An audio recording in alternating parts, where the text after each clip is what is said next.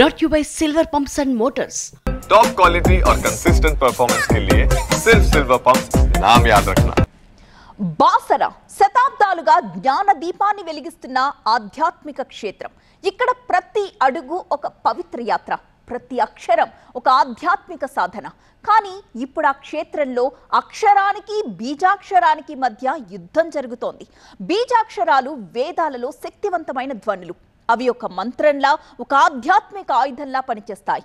మరి అంతటి శక్తివంతమైన బీజాక్షరాలు బాసర వేదమఠంలో సరియైన రీతిలోనే వినియోగిస్తున్నారా? ఆలయ సంప్రదాయాన్ని దెబ్బతీసే అస్త్రంగా మార్చుకుంటున్నారా?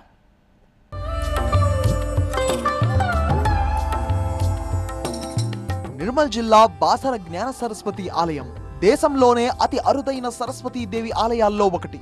విద్య, జ్ఞానం, సృజనాత్మకతకు ప్రతీకగా బాసర ఆలయం వెలుగొందుతోంది. ఇక్కడ అక్షరాభ్యాసం నిర్వహించడం ఒక పవిత్ర సంప్రదాయం. బాసర కేవలం ఆధ్యాత్మిక కేంద్రం మాత్రమే కాదు, సాంస్కృతిక, సామాజిక కార్యకలాపాలకు వేదిక. అయితే ఇటీవలే బాసర పవిత్ర క్షేత్రం వివాద కేంద్రంగా మారింది. ఇప్పుడు ఇక్కడ అక్షరం, బీజాక్షరం మధ్య చిన్నపాటి యుద్ధమే జరుగుతోంది.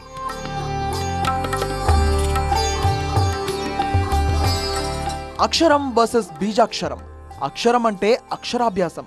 ఇది బాసర ఆలయంలో ప్రధాన సంప్రదాయం. సరస్వతీదేవి ఆశీస్సులతో చిన్నారులకు విద్యనందించే ఒక పవిత్ర కార్యక్రమం. ఇక బీజాక్షరం అంటే వేద మంత్రాలలో ఉపయోగించే శక్తివంతమైన ధ్వనులు, అక్షరాల సమాహారం. ఇవి ఆధ్యాత్మిక సాధనలో ఉపయోగించబడతాయి. ఇవి తంత్రశాస్త్రం, వైదిక ఆచారాలలో భాగమైనవి. ఇక్కడే అసలు వివాదం రాజుకుంది. వేదభారతి అనే సంస్థ బాసర ఆలయ ప్రాంగణంలో బీజాక్షరాలతో కూడిన కార్యక్రమాలు నిర్వహిస్తుందని, ఇది సాంప్రదాయ అక్షరాభ్యాసం పవిత్రతకు విఘాతం కలిగిస్తుందని స్థానిక అర్చకుల ఆరోపణ. అసలు వేదభారతి సంస్థ వేదాల్లోని విశిష్టతను ప్రచారం చేసి సనాతన ధర్మాన్ని పరిరక్షించాలి. కానీ ఆ సంస్థ ఆలయ సంప్రదాయాలకు వ్యతిరేకంగా ఉన్నాయని, గోదావరి ఘాట్ దగ్గర గంగాహారతి పేరిట విచిత్రమైన పూజలు నిర్వహిస్తున్నారంటూ అర్చకులు ఆందోళన వ్యక్తం చేస్తున్నారు. అంతేకాదు వేదం పేరిట విద్యార్థులతో వెట్టి చాకిరీ చేయిస్తున్నారని ఆరోపిస్తున్నారు. వేదభారతి సంస్థతో తాము ఓ అవగాహనకు వచ్చినట్టు వస్తున్న ప్రచారాన్ని కూడా అర్చకులు ఖండిస్తున్నారు. ఆలయ అర్చకులు మరియు వేదభారతి పీఠం వారు సమావేశం ఏర్పాటు చేయడం అనేది వాళ్ళంతా వచ్చి ఇక్కడ వస్తున్నారని చెప్పి ప్రసార మాధ్యమం వాట్సాప్, ఫేస్బుక్లలో ఇలాంటి తప్పుడు సమాచారాన్ని భక్తులకు చేరవేస్తున్నారు. ప్రజలు ఇట్టి విషయాన్ని గమనించాలి. ఇదంతా తప్పుడు సమాచారం. మనకు వాళ్ళ నుండి ఎలాంటి ఆహ్వానం లేదు. ఆహ్వానం ఉన్నా మేము అక్కడ వెళ్ళము. మేము వేదానికి వ్యతిరేకం కాదు, కేవలం బీజాక్షరం రాయడం దానికే మాత్రం వ్యతిరేకము. వేదభారతి సంస్థ బాసరలో తన కార్యక్రమాలు ప్రారంభించినప్పటి నుంచి వేద పఠనం, బీజాక్షర సాధనలో ఇతర ఆధ్యాత్మిక కార్యక్రమాలు నిర్వహిస్తోంది. ఈ కార్యక్రమాలు కొంతమంది భక్తులను ఆకర్షించినప్పటికీ స్థానిక అర్చకులు వీటిని ఆలయ సాంప్రదాయాలకు విరుద్ధంగా భావించారు. బాసర ఆలయంలో అర్చకులు శతాబ్దాలుగా సాంప్రదాయ పద్ధతులను అనుసరిస్తున్నారు. వేదభారతి నిర్వహించే కొన్ని కార్యక్రమాలు, ముఖ్యంగా గోదావరి ఘాట్ వద్ద జరిగే గంగాహారతి లాంటి కార్యక్రమాలు స్థానిక సాంప్రదాయాలకు అనుగుణంగా లేవని వారు ఆరోపిస్తున్నారు. ఈ కార్యక్రమాలు ఆలయ పవిత్రతను దెబ్బతీస్తున్నాయంటున్నారు అర్చకులు. ఈ వివాదం తీవ్రమవడంతో దేవాదాయ శాఖ వేదభారతి సంస్థకు నోటీసులు జారీ చేసింది.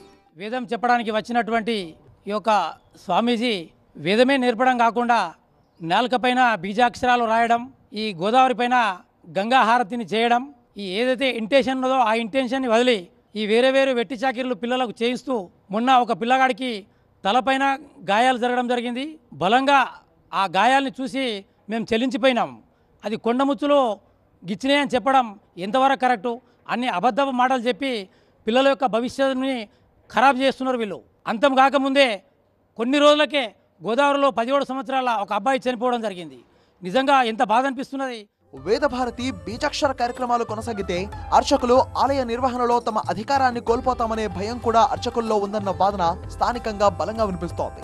ఎందుకంటే వేదభారతి లాంటి సంస్థలు భక్తులను ఆకర్షించడం ద్వారా ఆలయంపై ప్రభావం చూపే అవకాశం ఉంది.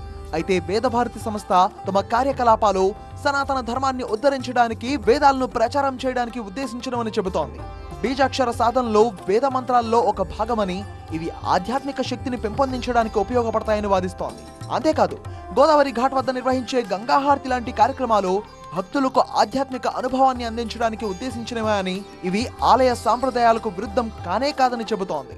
వేదం అంటే అర్థం కాకపోవడం కావచ్చు, ఏదో స్వామి నడిపిస్తున్నారులా అనుకోవడం. 5వ తరగతి పాస్ అయిన తర్వాత ముఖ్యంగా 8 సంవత్సరాలు మన చిన్నపిల్లల నుంచి పెద్దవాళ్ళ వరకు కూడా బీజాక్షరాలు అందిస్తున్నాం. ఎప్పటి నుంచి 2009 నుండి కాళికమ్మవారు మన కాళిదాస్ గారు అందించారు. అదేవిధంగా ఇప్పుడు కూడా చాలామంది రాస్తున్నారు, అక్కడక్కడ వాళ్ళ మందిరాలు రాసుకుంటున్నారు. అవే మంత్రాలు మనం 4 పైన రాస్తాం.